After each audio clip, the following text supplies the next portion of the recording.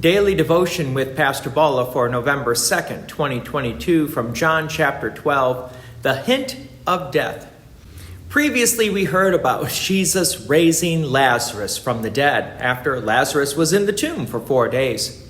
Many in the crowd believed in Jesus, but some went to the Pharisees.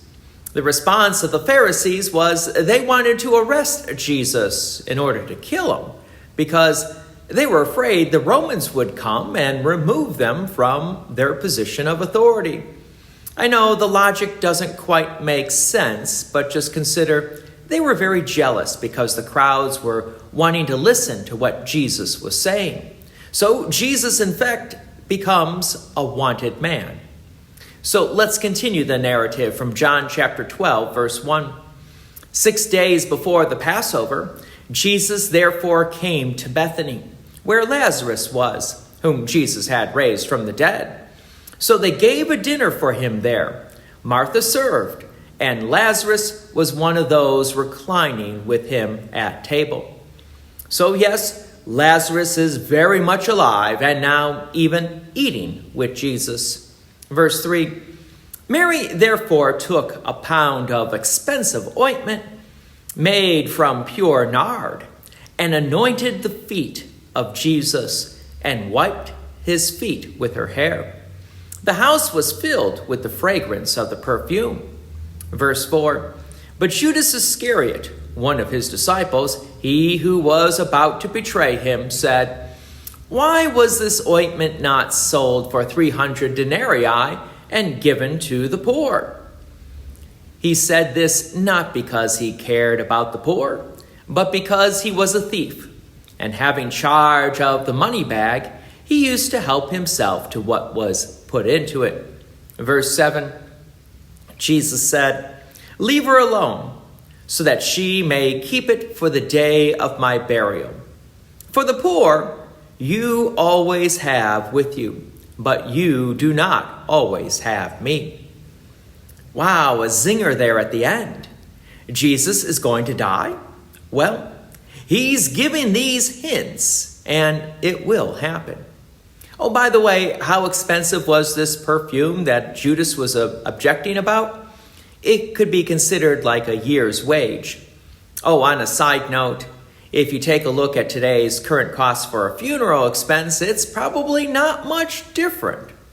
But the important thing that we need to remember is that Jesus is teaching them that he is going to die and that he will not always be around. But they probably were not quite listening or understanding very well. Verse 9, When the large crowd of the Jews learned that Jesus was there, they came, not only on account of him, but also to see Lazarus, whom he had raised from the dead. So the chief priests made plans to put Lazarus to death as well, because on account of him, many of the Jews were going away and believing in Jesus. Wow, I kind of feel a little sorry for Lazarus at this point. Sure, he's gaining a lot of popularity, but he didn't have anything to do with it. He just got sick and died. And then a few days later, his friend Jesus comes and raises him from the dead, which now all of a sudden he becomes a celebrity. I'm sure it was a very peaceful sleep for Lazarus, and now he has to deal with the celebrity status and now the jealous religious leaders who want to put him to death also. So if you consider this, Lazarus would have to die twice. I know it doesn't seem fair, but it is part of God's plan. However, verse 11 gives us some insight about the religious leaders and their jealousy against Jesus and now Lazarus. The crowds were following Jesus, and the people were not necessarily following the religious leaders. So you could say church attendance was greatly down. So I will admit, I would also be concerned if church attendance took a big, huge drop here at Peace Lutheran Church. But however, there is one thing I do realize, that one of these days I won't be working as a Lutheran pastor. One of these days I'll be with Christ in paradise.